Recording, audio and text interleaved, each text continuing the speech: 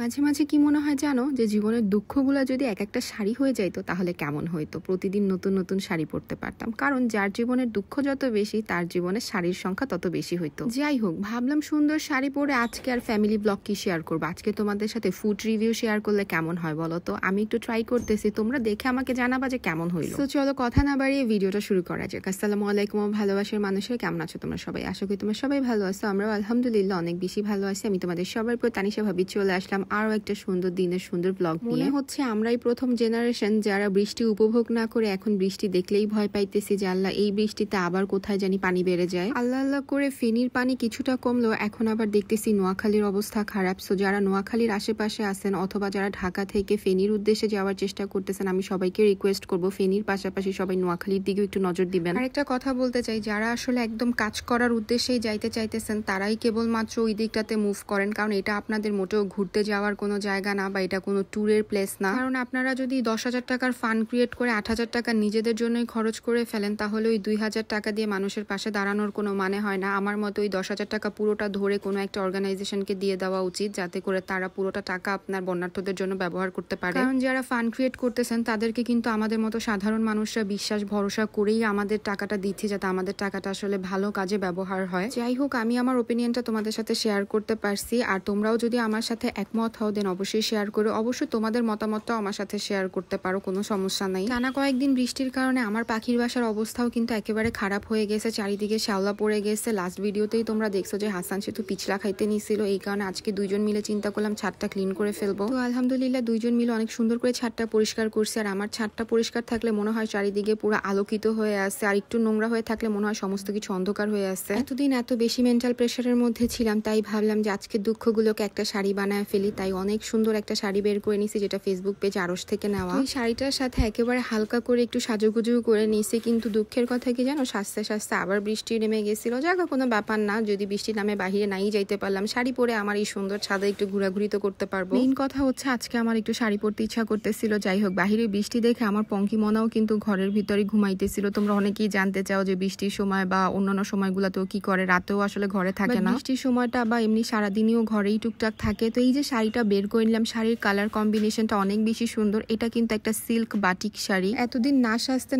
আর শাড়ি না পরতে পরতে মনে হইতেছিল আমি শাড়ি পরাও ভুলে গেছি। আর যেহেতু বাহিরে বৃষ্টি পড়তেছে, তাই প্ল্যান করতেছিলাম শাড়িটা যেন একটু উঁচু করে পরা যায়, যাতে শাড়িটার মধ্যে কোনো প্রকার কাদা বা ময়লা না লাগে। আর এই যে আমি যখন কোনো কিছু করব তখন পঙ্কি এসে এরকম দুষ্টামি করবে না, বাট আজকে ওর দুষ্টামিটা দেখে সত্যি আমি অনেকটা অবাক হয়েছিলাম। সে একেবারে আমার পায়ের উপর উঠে বসে পড়তেছিল, এখানে ঘুমাইতে চেষ্টা করতেছিল। আজকে তোমাদের সাথে একটা মনের কথা শেয়ার করি। পঙ্কিকে এত বেশি ভালোবাসার কারণ কি জানো? অনেক আগে আমার অনেকগুলা বিড়াল ছিল, টোটাল 17টা বিড়াল ছিল আমাদের বাসাতে। তো ওইখানে যে বড় বিড়ালটা ছিল ওর নাম ছিল মিছু। তো মিছু ছিল আমাদের বাসার সবার আদরের প্রথম বিড়াল বলে কথা। তো ও আসলে আমাদেরকে ছেড়ে চলে গেছে বলতো আল্লাহর কাছে চলে গেছে। তো পঙ্কি অনেকটাই দেখতে মিছুর মতো, এই কারণে আসলে আমি যখন পঙ্কির দিকে তাকাই তখন মনে হয় আমি আমার মিছুকে দেখতে পারতেছি, তাই আসলে ওর প্রতি আমার একটা অন্যরকম ভালোবাসা কাজ করে। আর এইদিকে পঙ্কির অ্যাক্টিভিটিস গুলাও ঠিক ওই রকম মিছুর মতোই। মিছু ঠিক যা যা করতো ওর সাথে কেন জানি একেবারে মিলে যায়। যাই হোক, দেখো আমি অনেক সুন্দর সাজুগুজু করে রেডি হয়ে গেছি, বাট একটু খালি খালি মনে হইতেছে না? আমাদের মনে এখন আসতেছে এই মহিলা এতগুলো জুয়েলারি পরার পরও কেন বলতেছে নিজেকে খালি খালি লাগতেছে, কারণ আমি আসলে নোজ রিং পরি নাই। আর শাড়ির সাথে আমার কাছে মনে হয় নোজ পিনের থেকে নোজ রিংটাই বেশি ভালো লাগে। এই যে বৃষ্টি একটু কমে গেছে, আমিও একেবারে রেডি হয়ে ছাদে চলে এসে হাসান সেতুকে বললাম যে আমাকে একটু সুন্দর করে ভিডিও করে দাও তো। আর আসলে সত্যি কথা বলতে কি, যেদিন আমি একটু সাজুগুজু করি বা শাড়ি পরি ওই দিন আমার নিজেকেই দেখতে অনেক বেশি ভালো লাগে। তাই তোমরা পুরো ভিডিওতেই আজকে শুধুমাত্র আমাকেই দেখতেছো, যা কোনো সমস্যা নাই। একটু পরে আমি তোমাদের সাথে অনেক সুন্দর একটা জায়গায় তোমাদেরকে নিয়ে যাব, প্লাস অনেক সুন্দর করে ফুড রিভিউ করব।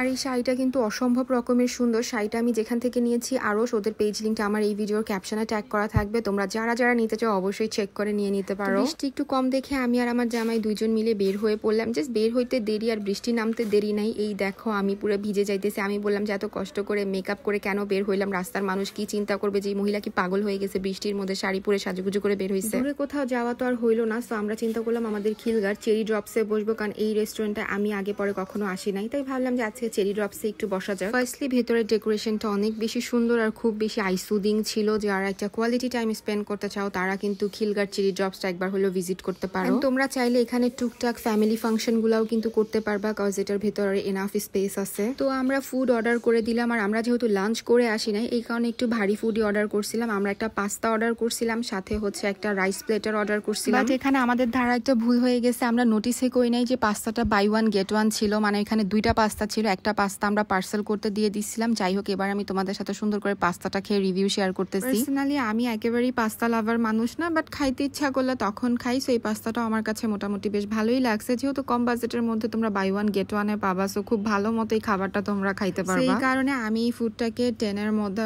6 দিয়েছিলাম, আর হাসান সেতু দিয়ে দিল 7, বাট ওভারঅল পাস্তাটা অনেক বেশি টেস্টি ছিল। তো এবার চলো রাইস প্লেটারটা শেয়ার করি। এখানে একটা বারবিকিউ চিকেন ছিল, দেন গ্রিল সালাদ ছিল, ম্যাশ পটেটো ছিল, আর রাইস ছিল। বাট ট্রাস্ট মি, আমার কাছে এই যে ফ্রাইড রাইসটা এটা একেবারে ভালো লাগে নাই তেমন একটা। ফ্রাইড রাইসটা কাইন্ড অফ প্লেন পোলাওর মতো ছিল, বাট চিকেনটা অনেক মজা ছিল, সাথে যে ভেজিটেবলটা ছিল ওটাও ভালো লাগছে। বাট ম্যাশ পটেটো তেমন একটা ভালো লাগে নাই। আসলে ম্যাশ পটেটো নর্মালি আমার কাছে ভালো লাগে না। আমি তো এই জীবনে ম্যাশ পটেটো বলতে আলু ভর্তাকেই বুঝি। তো সবজিটা অনেক বেশি মজা লাগছে, সো এটাকেও আমি 6 দিতেছি। এভারেজ আমার কাছে ভালোই লাগছে খাবার। তোমরাও কিন্তু চাইলে চেরি ড্রপসে ভিজিট করতে পারো, অনেক সুন্দর একটা কোয়ালিটি টাইম স্পেন্ড করতে পারবা। এটার উপর যেহেতু অফারে ফুডও তোমরা নিতে পারবা। সো ওখান থেকে বের হয়ে আমরা এই সিরামিক্সের ভ্যানটা দেখলাম। এখানে এসে প্লেট মগগুলা দেখতে অনেক বেশি ভালো লাগতেছিল, আর এই ছোট ছোট মগ দুইটা দেখে তো আমার সেই ছোটবেলার কথা মনে পড়ে গেছে। বাট এখান থেকে আসলে কোনো কিছু কিনা হয় নাই, যেহেতু আমার বাসার মধ্যে কোনো প্রকার শোকেজ নাই। সো এই কারণে আসলে আমি এরকম কাচের জিনিস কিনে কোনো প্রকার রিস্ক নিতে চাই না। তো আজকে অনেক দিন থেকে আমি হাসান সেতুকে বলতেছিলাম যে আমি একটু আড়ং-এ যাব, কারণ আমি একটা তেল খুঁজতেছি। এই তেলটা এই আউটলেটে আমি অ্যাভেলেবেল পাই নাই। তারপর টুকটাক ঘোরাঘুরি করলাম, আর ছোট একটা ফিঙ্গার রিংও খুঁজতেছিলাম, সেটাও আমি আসলে পাই নাই। পার্সোনালি একটা কথা বলি, বনশ্রীর এই আড়ংটা আমি কেন জানি তেমন ভালো মতো কোনো কিছুই খুঁজে পাই না, বা